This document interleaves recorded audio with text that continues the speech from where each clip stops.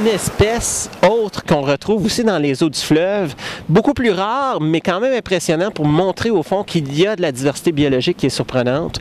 Des méduses, c'est pas juste dans les océans qu'on les retrouve, il y a des petites méduses aquatiques d'eau douce qui vivent aussi dans les endroits comme le lac Saint-Louis, les rapides de la Chine. Elles ont été observées à l'occasion, mais c'est très très rare, c'est difficile à observer parce qu'au fond, ces méduses-là, elles ne mesurent qu'à peu près 1 cm par 1 cm. Donc des petites méduses, pas assez pour vous brûler la peau avec leurs petites tentacules. Exactement, puis ces méduses-là vont vraiment manger les micro-algues, les petites plantes aquatiques. Donc, selon la période dans le jour où on veut les observer, soit qu'ils sont descendus plus profond, ils ont suivi les algues dans le fond, puis c'est plus difficile à observer comme animal, les méduses, toutefois. Puis, dans les faits, au fond, qu'est-ce que moi, ça me dit, là, de voir qu'on a des méduses qui sont comme les méduses d'océan, voir qu'on a des crevettes, comme les crevettes d'océan, mais voir aussi qu'on a des écrevisses qui remplacent les homards dans les océans, c'est qu'on a vraiment des créatures qui sont l'équivalent plus petit, parce que le fleuve est plus petit, de qu'est-ce qu'on retrouve dans l'océan. C'est vraiment une mini-version des créatures d'océan. Le homard n'est pas ici dans les rapides de la Chine à essayer de combler sa maison, sa niche écologique. Donc, l'écrevisse est là pour le remplacer. Une chose aussi à mentionner qu'on a observé cette semaine avec les élèves de l'école Les Découvreurs, j'ai été chanceux, ça faisait quelques années que j'en avais pas vu.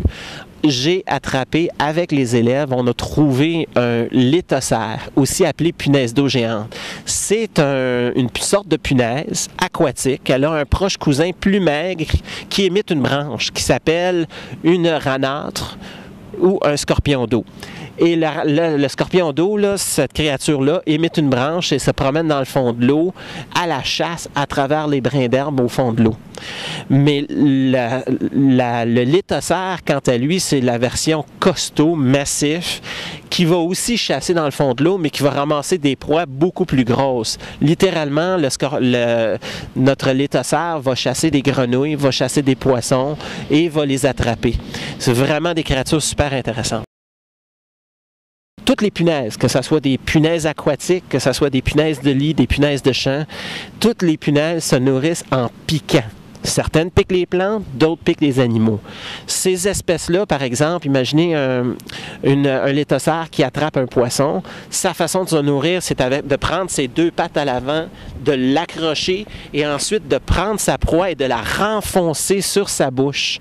Une fois qu'il a renfoncé le poisson sur sa bouche, le lithocère va injecter à l'intérieur de sa bouche, qui est comme un grand dard, une enzyme digestive, essentiellement le liquide, les acides qu'on a dans notre estomac.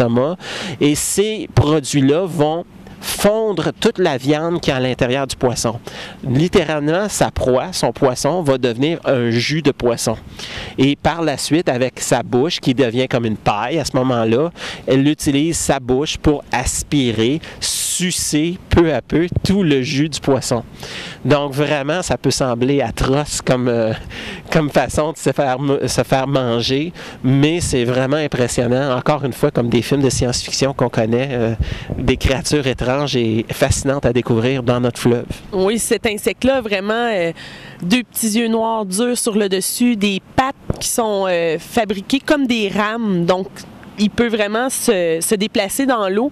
Il y a 2 pattes qui vont vraiment venir faire comme des crochets en avant pour attraper leur proie. Donc, c'est pratiquement un petit alien, mais il vient de la Terre et ça a aussi des ailes, le scorpion d'eau et le lithocère, pour pouvoir voler d'un plan d'eau à l'autre pour faire de la diversité génétique entre les cours d'eau, entre les étangs. Vraiment des créatures fascinantes. Quand on a un fleuve autour, souvent on a tendance à dire « Ah, le fleuve, c'est sale, c'est pollué, tout ça. » Dans les faits, c'est peut-être pas si pollué que ça. Et sous les eaux cachées, il y a des créatures qui sont très souvent inconnues, vraiment des plus fascinantes, des affaires qu'on peut trouver vraiment impressionnantes à découvrir. Écoutez, ça conclut notre émission de Courant vert pour aujourd'hui. Merci beaucoup, Ève, d'être venue m'accompagner pour cette dernière partie des observations de la semaine. Ça fait toujours plaisir. plaisir. Donc, je vous laisse à courant vert. Je vous rappelle que sur le Facebook, vous pouvez voir Facebook à courant vert. Et là, à courant vert sur Facebook, vous allez avoir des émissions, entre autres, des portions de l'émission qui vont avoir été enregistrées, dont entre autres cette portion que je viens de faire avec Ève. Et vous allez pouvoir consulter, obtenir de l'information sur des émissions passées. Je termine donc l'émission de courant vert et je vous invite à rester pour l'émission Entre nous. À la prochaine!